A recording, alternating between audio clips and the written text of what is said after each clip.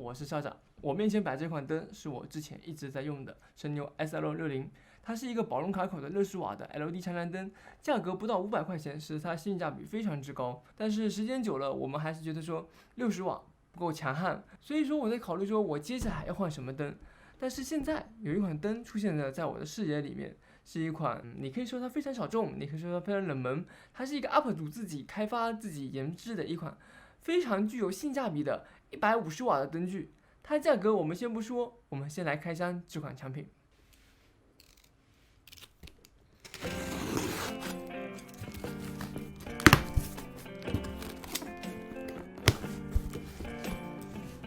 OK， 原谅我，其实几天前或者说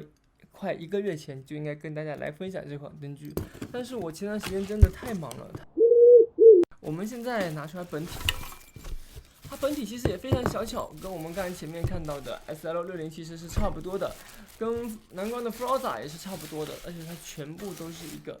金属的材质，可以看到一个小方块一样。它实际功率可以达到150瓦，150瓦的灯具，我们去看市面上的灯具，一般来说150瓦的都得要到接近2000块钱，大1000块钱是不了的，而且基本上体积比它更大，而且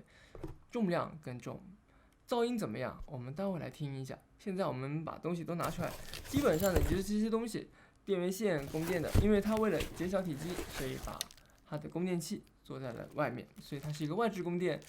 的一个灯具。好，里面就是这样。前面我们已经聊了它的配置，还有它的参数。我们现在正在使用的就是这盏灯来进行一个打光，从而我们就可以完成我们的肤色测试，也就是大家所说的显色性测试。大家对于我现在肤色的感受都可以打在弹幕上或者是评论里面跟我们互动讨论。我想你的感受应该和我是一样的，它没有偏绿，也没有偏白或者偏红或者偏叭什么色，但它现在已经很好的还原了我的肤色，也可以让我的肤色看起来没有的那么绿或者那么红啊，还是我比较喜欢的肤色。我的老脸也被它衬得有点白皙。我们现在使用的灯罩是来自喜乐士的这一个105公分的这个雷达罩，你看到我们 V6 里面它已经被我蒙上了一层黑布在一部分的地方，因为灯罩实在太大了，以至于说它会溢散出来太多的光线在我的背景里。这在我以前60瓦的灯具上，我根本没有这种顾虑，因为60瓦的功率实在太低了。包括你现在看到我的眼睛很重要，因为之前用60瓦的灯，我其实功率太小，所以它光线已经衰减到打不透我的眼睛的颜色，所以你现在看到我眼睛颜色是一个琥珀色，这就是我要的一个效果。那这个高显色性对于 UP 主来说，其实更重要的就在于表现产品的质感以及颜色上。像你看这个思锐的这套脚架，红色的这个云台，蓝色的这个纽扣，其实都可以被很好的还原出来，可以让大家看到这是一个纯正的颜色。甚至说像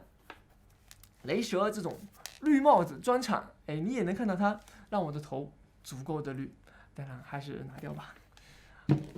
那我们现在说了这么多，大家知道它的功率，知道它的显色性，那它相对于来说60瓦，它当然是更亮，但是它的价格会不会更贵呢？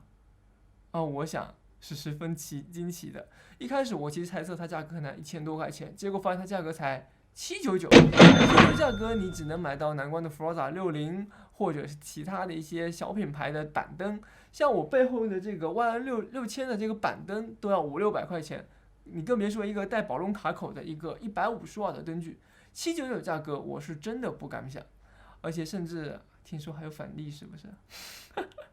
总归来说，这盏灯我非常的推荐给大家，尤其是刚刚开始做 UP 主，或者是说一些视频工作者，150瓦的灯光可以弥补很多的一些问题，而且可以应用在很多的场景上。虽然说白天它怼不了太阳，但是在摄影棚里面还可以满足你大部分的需求。